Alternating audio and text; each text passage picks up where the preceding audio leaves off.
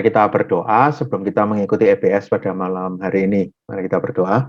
Bapa di surga, bersyukur kesempatan yang Tuhan berikan setelah kami beraktivitas satu hari, kami boleh masih diberikan kekuatan, kesegaran, dan Tuhan yang mau pimpin supaya kami terus memiliki kerinduan untuk belajar firman Tuhan di tengah segala keadaan hidup kami. Tuhan sertai, Roh Kudus menolong kami supaya kami mengerti dan kami boleh melakukannya. Di dalam nama Tuhan Yesus kami berdoa. Amin. Oke, bersyukur EBS minggu yang ketiga, ada 1 minggu lagi, dan bersyukur memang yang diajak Prisco dan Boni, tapi sekali lagi kalau ada yang punya pertanyaan boleh kontak saya atau boleh ditanyakan langsung gitu ya, cari saya untuk kalau ada pertanyaan. Menarik, hari ini kita belajar sesuatu yang kadang juga jarang diajarkan gitu ya, ketika berbicara manusia, kemarin kita belajar 2 kali, manusia segambar dan serupa dengan Allah, kemudian natur manusia seperti apa. Hari ini kita akan belajar tentang malaikat. Malaikat itu ya sesuatu yang mungkin kadang kita juga belum terlalu membahasnya gitu ya. Tapi hari ini di episode kali ini kita akan coba memikirkan tentang malaikat gitu ya. Sebelum lebih lanjut, boleh ya kali ini saya tanya-tanya ke Prisco dan Boni, untuk Boni dulu gitu ya. Kira-kira Boni percaya nggak sih malaikat itu ada gitu ya, yang kamu pernah dengar, yang kamu pernah diceritai, mungkin kamu yang percaya gimana? Ada sih, saya percaya sih ada malaikat. Hmm. Yang sudah saya pelajari, mungkin waktu saya pernah sekolah CD itu, malaikat itu ada. Terus dari pelajaran-pelajaran waktu saya sekolah minggu juga, malaikat itu ada. Meskipun kamu ya nggak pernah lihat. Ya, nggak pernah lihat sih. Jujur Tapi memang. percaya ada. Ada. Kok bisa percaya? Kira-kira kenapa? Ya, karena pelajaran sih rasanya. Kayak aku dapat ilmu, dapat pengetahuan. Oke ya, saya yakin tentu karena ya di firman Tuhan ada kan gitu ya, makanya Boni percaya. Oke, thank you untuk jawabannya. Jadi memang tentu untuk malaikat kita punya keterbatasan. Sekali lagi, kalau saya survei mungkin jemaat, siapa yang pernah melihat malaikat? Oh ya lihat drama kan gitu ya, mungkin hiasan di gereja. Tapi yang betul-betul bisa melihat, bisa merasakan, mungkin ya, saya nggak tahu apakah ada yang punya pengalaman seperti itu. Tapi jujur saya nggak pernah dengar gitu ya, jarang, nggak pernah dengar malah untuk yang pernah punya pengalaman itu, kecuali apa yang kita percaya dari firman Tuhan. Kalaupun menjadi keyakinan kita, nanti pada akhir zaman itu ya, ada malaikat bersama dengan Yesus, apalagi kalau kita di surga juga akan berjumpa dengan malaikat. Jadi kalau kita lihat bagian yang kita pelajari hari ini, tentu ketika berbicara malaikat gitu ya, ini menjadi satu hal yang kita yakini itu ada di dalam firman Tuhan, itu jelas. Tentu siapa malaikat? Dia adalah rekan sekerja Allah, sama seperti manusia. Lalu yang membedakan apa? Sebenarnya kalau kita coba simpulkan dari bagian Alkitab, ada perbedaan tempat gitu ya. Kira-kira manusia kan memang ditempatkan di bumi kan, mengatur dan mengelola bumi. Jadi ya ini di bumi tempatnya. Tapi malaikat melakukan rencana Tuhan. Memang kadang malaikat itu datang ke bumi kalau kita lihat di Alkitab kan. Tapi malaikat itu bukan tinggal di bumi kan, nggak ada kisah malaikat yang tinggal menetap di bumi, karena dia datang ke bumi untuk menyampaikan apa yang menjadi rencana Tuhan, apa yang menjadi rencana dari sorga, kan kira-kira seperti itu. Jadi dia rekan sekerja Allah yang ada di surga, ini yang kita bisa lihat. Lalu ketika kita coba lihat lagi tentang malaikat, malaikat ini juga kalau dilihat asal-usulnya gitu ya, tentu kita sekali lagi punya keterbatasan. Kenapa? Karena Alkitab, kalau kita coba pelajari ketika belajar doktrin Alkitab, ini adalah tentang Tuhan, tentang Kristus. Lalu tentang manusia berdosa kan.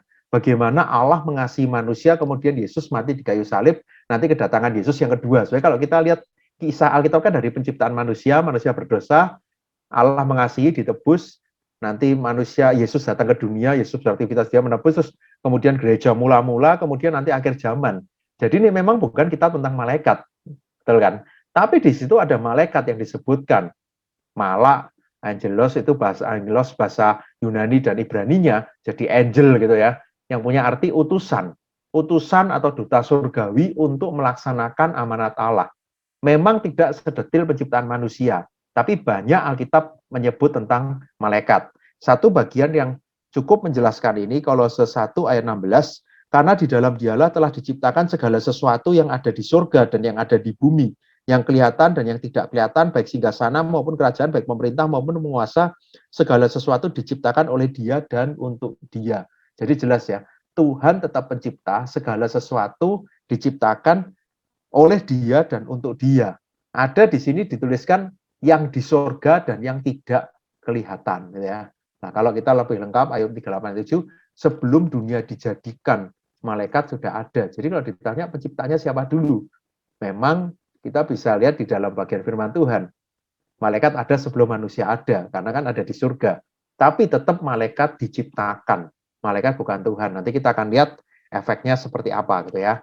Lalu kira-kira kalau kita pelajari lebih lanjut gitu ya. Sekarang saya boleh tanya ke Prisko. Bayangan Prisko itu malaikat itu seperti apa sih yang selama ini mungkin dibayangkan, didengar atau ya pernah tahu seperti apa gitu ya. Kira-kira malaikat itu bentuknya kayak apa sih? Kalau pengen, kalau dari yang sering aku lihat di TV-TV, di film-film barat itu kan malaikat digambarkan dengan sosok biasanya pria tampan, gagah, gitu. Terus ada juga bawa apa alat musik harpa gitu. Terus ada lagi yang paling unik, ada malaikat yang bayi gitu. Bayi itu kecil, bawa harpa kecil gitu, lucu gitu. Berarti bentuknya kayak orang ya? Ya kayak manusia, kayak orang. Cuman ada sayapnya gitu. Berarti bedanya apa? Manusia tapi bisa terbang gitu ya?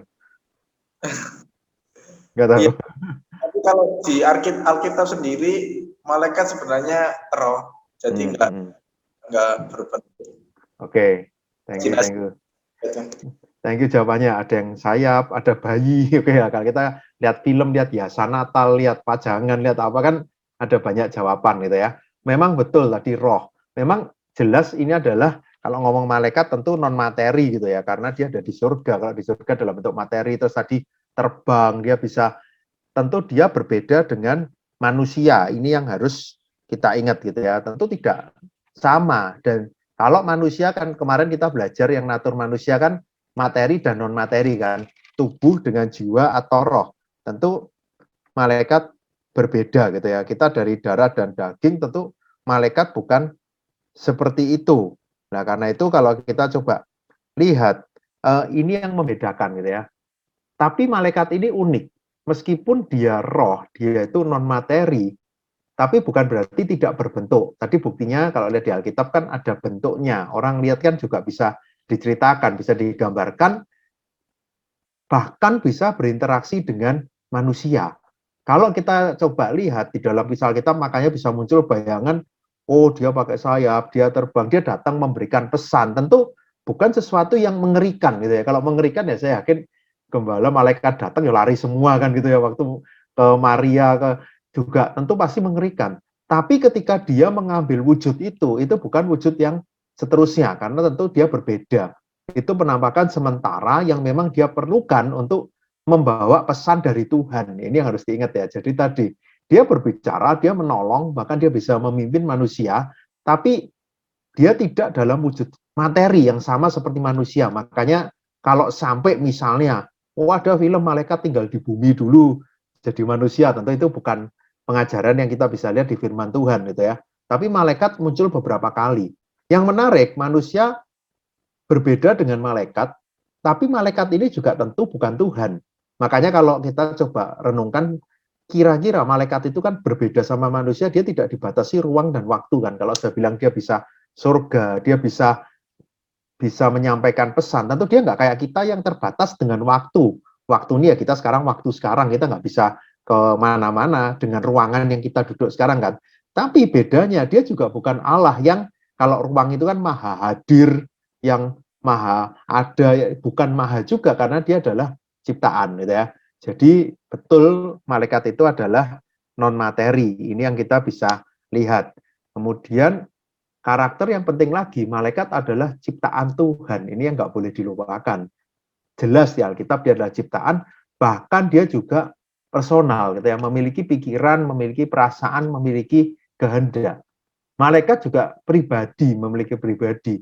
Dia juga mencerminkan Tuhan, karena dia kalau tadi ingat yang pertama tadi ya, saya kira definisi penjelasan yang bagus dari bahan kita, dia adalah rekan sekerja Allah, tapi yang di surga, kalau manusia kan di bumi kan. Tentu dia mewakili, kalau kita segambar dan serupa dengan Allah, tentu ada tugas yang berbeda. Tapi sekarang malaikat ini juga punya satu tatanan, satu tugas, satu keberadaan yang sama. Bahkan ketika melanggar juga bisa dihukum ya. Nah, sekarang kalau ditanya malaikat ini jenisnya apa, gendernya apa, tentu tidak bergender. Karena tadi malaikat itu adalah roh gitu ya. Jadi ini yang kita bisa coba lihat tentang malaikat. Ya tentu memang sekali lagi tidak bisa sedetil penciptaan manusia. Minggu lalu kita bisa lebih detail gitu ya. Nah contoh ayat firman Tuhan yang lain, Markus 12 ayat 25, sebab apabila orang bangkit dari antara orang mati, orang tidak kawin dan tidak dikawinkan, melainkan hidup seperti malaikat di surga. Nah ini lihat ya, kalau orang kawin tidak kawin, dia tidak kawin, dia hidup seperti malaikat di surga. Jadi malaikat di surga enggak menikah dan tidak punya anak malaikat. Tadi saya juga bingung, bayi itu gambarannya gimana? Itu bukan bayi anak-anak gitu ya. Jadi malaikat ada malaikat tua, malaikat muda, malaikat anak-anak. Tentu tidak seperti tatanannya manusia. Tentu berbeda. Ini yang kita perlu coba ketahui gitu ya. Jadi dia tetap diciptakan. Oke, selanjutnya kalau saya tanya ke Boni lagi, kira-kira yang kamu pernah tahu malaikat itu apa aja sih namanya? Mungkin malaikat apa yang pernah baca, pernah dengar? Yang pernah aku tahu itu malaikat Gabriel sama malaikat Mikael. Itu yang pernah baca di kitab itu ya. Oke. Terus banyak dipakai jadi nama juga, jadi kayak terkenal ya. Iya. Ya, aku kalau nggak salah pernah itu di kitabnya waktu Yusuf bermimpi itu ada malaikat yang menyampaikan kepada Yusuf. Nah itu lupa juga nama malaikatnya. Oke, ya. Oke, jadi kalau kita lanjutkan pembahasan kita, memang malaikat ini berbeda gitu ya. Jadi memang tadi ya malaikat tetap diciptakan, dia juga punya pribadi dan dia lebih hebat dari manusia. Makanya tadi kan bisa menyampaikan pesannya Tuhan kan, bisa datang di dalam mimpi, bisa datang kepada gembala, dia bisa tahu apa yang jadi rencana Tuhan dan dia membawa pesan itu. Jadi malaikat tetap bukan Tuhan, tapi membawa pesannya Tuhan. Malaikat bertanggung jawab, dia juga punya pribadi, tapi tentu kalau kita bilang malaikat sama manusia ya hebat malaikat, karena malaikat kan berbeda dengan manusia, dia roh, kita masih punya tubuh materi, ini kan membuat kita terbatas kan. Nanti kalau kita sudah bersama dengan Bapa di surga, tentu ada perbedaan di dalam tubuh kita gitu ya. Malaikat tentu gerakannya lebih cepat, pengetahuannya juga lebih tahu, dia di surga, dia mengerti apa yang menjadi rencana Tuhan. Nah, di dalam Alkitab ada banyak sebutan untuk malaikat gitu ya. Ada yang menyebut anak-anak Allah, bala tentara langit, surga atau Allah, bintang fajar, para kudus, penghuni surgawi, penjaga roh. Lalu ada pakai kerub atau kerubim, ini menjaga pohon kehidupan di Taman Eden. Lalu ada juga Allah bertahta. Lalu sosok kerubim ini dipakai untuk di atas tabut perjanjian, jadi melindungi tabut perjanjian. Nah, kalau di Yesaya ini kita ingat ada serafim yang ada 6 sayap menutupi muka, menutupi kaki, dan satunya untuk terbang, untuk melayang gitu ya, untuk menggambarkan kekudusan Tuhan. Ini yang gambarannya berarti kan beda sama kita kan. Ini ada 6 sayap gitu ya. Jadi memang dia adalah roh yang bagaimana ketika Tuhan ingin mengajarkan sesuatu, ingin mengajarkan tentang kekudusan, dibuat yang seperti ini. Kemudian ya ada Gabriel, ada Mikael yang itu artinya ya yang berkuasa dari Allah, siapa yang seperti Allah. Jadi yang datang bahkan waktu zaman Daniel juga ada malaikat yang menemuinya, Zakaria, Maria, kemudian Mikael pemimpin penghulu malaikat nanti yang melawan iblis gitu ya pada waktu akhir zaman gitu ya. Jadi kalau ini bahkan kalau kita lihat Mikael ini yang memimpin berarti ada hierarkinya bahkan di dalam malaikat itu. Ya tentu kita tetap punya keterbatasan untuk bisa memahami sepenuhnya. Tapi malaikat itu ada. Nah ini yang kira-kira kita bisa coba pikirkan gitu ya. Sekarang lalu apa sih yang malaikat itu lakukan gitu ya. Jadi buat apa sih ada malaikat gitu ya. Tentu kalau kita lihat tadi malaikat adalah rekan sekerja Allah yang ada di surga kan, manusia kaca kerja Allah yang ada di bumi. Jadi pelayannya tentu menyembah di surga, menjadi utusan Allah untuk menyampaikan berita dari surga, menjadi pengantara Allah dan manusia. Bahkan ada waktunya melakukan penghukuman itu. Lalu malaikat juga melayani Kristus, mengumumkan kelahirannya, melindungi, melayani, dan nanti mendampingi pada saat kedatangan Kristus yang kedua. Lalu untuk orang percaya apa? Malaikat juga melindungi, menyediakan kebutuhan orang percaya, memberikan dorongan, mengarahkan. Nah, ini yang kita bisa lihat dari kisah di dalam Alkitab. Memang kita terbatas untuk tahu ini, tapi kita bisa melihat secara prinsip gitu ya, apa yang malaikat kerjakan. Nah, lalu ada hal-hal yang sering jadi pertanyaan gitu ya. Nah, untuk ini saya mau tanya ke Prisco gitu ya. Pernah tahu nggak tentang malaikat pelindung gitu ya? Ya, kalau Inggris kan guardian angel, ada yang bilang, oh ada pelindungnya tiap orang. Kamu kira-kira percaya itu enggak? Aku gimana ya, soalnya dulu teman-teman waktu SMP dulu ada yang meyakini itu. Jadi ada teman-temanku itu ya aku ikut-ikutan aja, tapi semakin kesini kok rasanya semakin baca Alkitab kok nggak ada kayaknya malaikat pelindung itu ada di kepercayaan lain mungkin ya, bukan di kekristenan gitu. Nggak ada. Atau mungkin pernah baca pun tapi nggak dijelaskan dengan detail kan gitu ya. Tiap orang kamu punya malaikatnya masing-masing kan, nggak seperti itu gitu ya. Punya penjaga masing-masing malaikat. Betul. Oke, thank you. Jadi ini kita masuk bagian interaksi apologetis yang sering dipertanyakan gitu ya. Ketika manusia segambar dan serupa dengan Allah, yang pertama, bagaimana dengan malaikat? Itu nggak pernah disebut, karena segambar serupa dengan Allah itu eksklusif untuk manusia. Kenapa? Kemarin kita belajar kan, segambar itu ada aspek struktural, kita diciptakan seperti Allah, kita diberikan nafas itu, kita dengan fungsi yang seperti Allah. Sama malaikat tadi kan juga kan bisa bergerak, bisa apa. Tapi ingat, manusia punya perbedaan, kita punya tugas fungsional, mengelola dan mengatur bumi, makanya beda. Malaikat tidak punya tugas untuk mengatur bumi ini. Lalu bagaimana dengan malaikat penjaga ini gitu ya? Kalau di Matius 18 ayat yang ke-10, ingatlah jangan menganggap rendah seorang dari anak kecil ini, karena aku berkata kepadamu ada malaikat mereka di surga yang selalu memandang wajah Bapakku yang di surga. Nah ini salah satu yang kelihatan, loh ini ada tiap anak kecil itu ada malaikat yang ngeliati gitu ya, yang kayak jaga gitu ya. Memang malaikat, kalau tadi makanya malaikat juga melindungi orang percaya, menjaga itu ada di sini.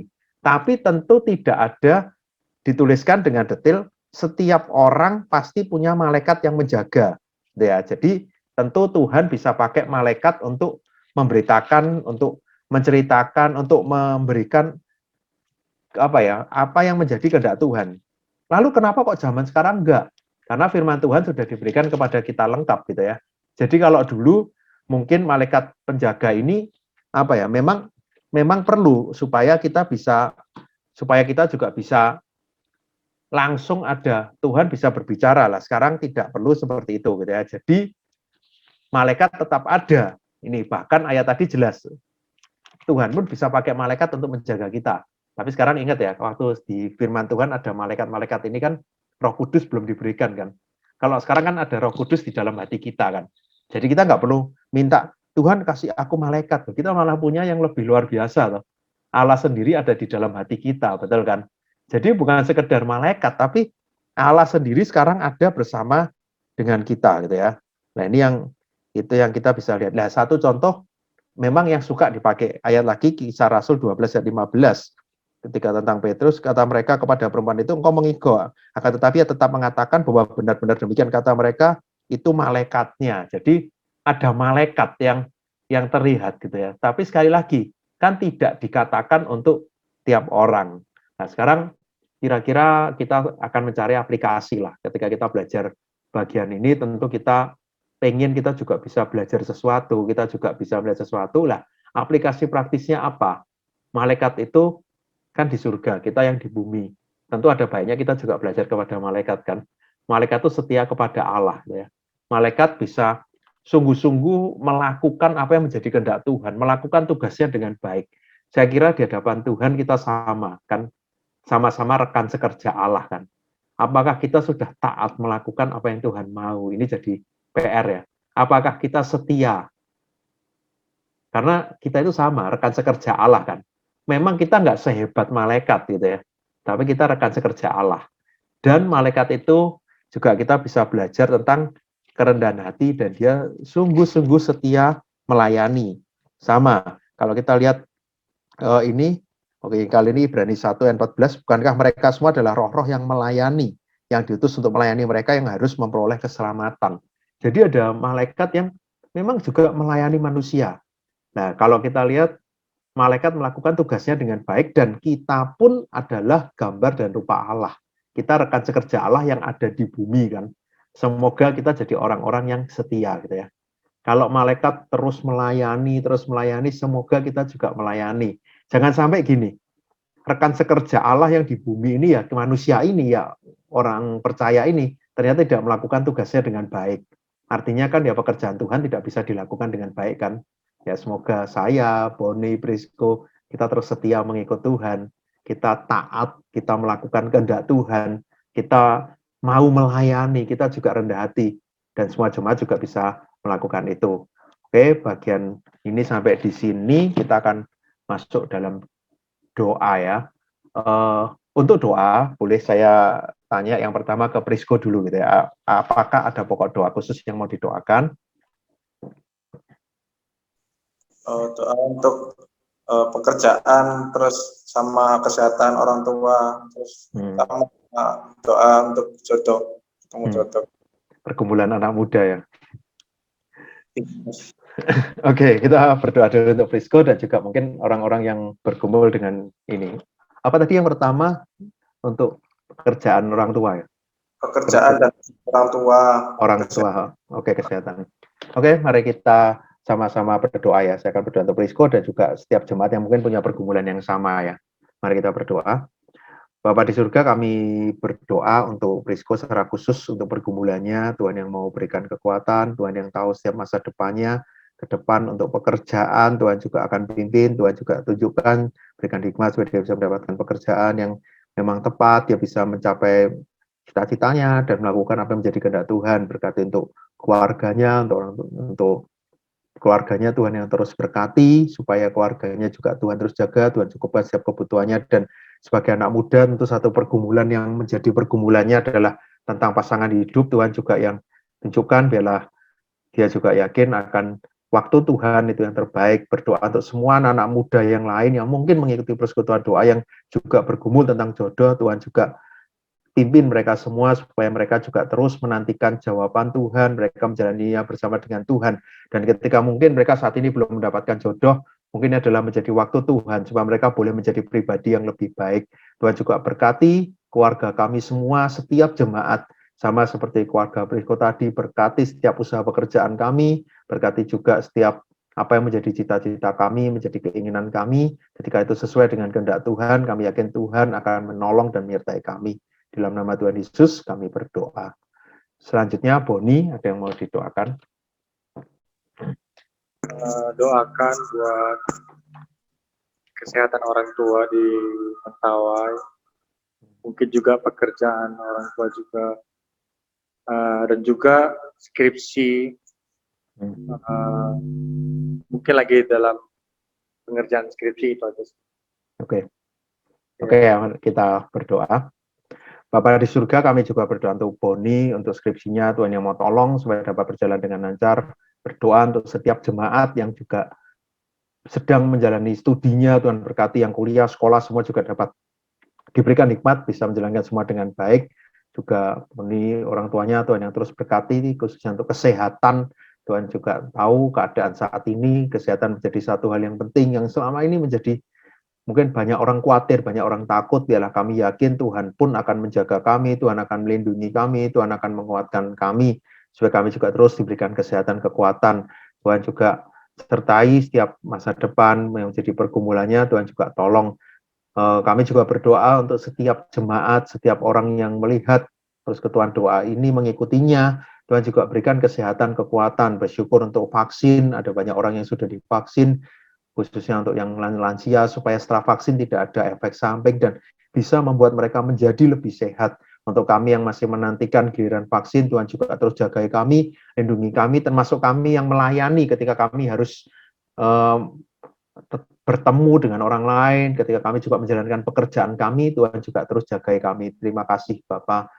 Bapak di surga, bersyukur untuk EPS ini, Tuhan terus berikan semangat kepada kami untuk belajar firman Tuhan, Tuhan terus berikan kerinduan untuk kami mau bertumbuh di masa online ini, biarlah kami terus bertumbuh, kami juga tidak kalah oleh keadaan, meskipun kami di rumah, bukan berarti Roh Kudus tidak bisa bekerja di dalam hati kami, di rumah kami. Tuhan yang mau tolong, berikan kami terus ketekunan untuk beribadah, untuk bersekutu, untuk membaca Alkitab, untuk berdoa, Tuhan yang mau tolong. Tuhan juga sertai setiap kami di dalam kesehatan kami, di dalam usaha pekerjaan kami, Tuhan yang mau pimpin relasi di dalam keluarga kami, relasi dengan sesama kami, Tuhan juga tolong. Dan biarlah Tuhan yang mau terus memimpin setiap langkah hidup kami terus berjalan bersama dengan Engkau. Terima kasih Bapak untuk kesempatan kami boleh belajar di EPS ini dan kami boleh berdoa, boleh memuji Tuhan. Di dalam nama Tuhan Yesus kami berdoa. Amin.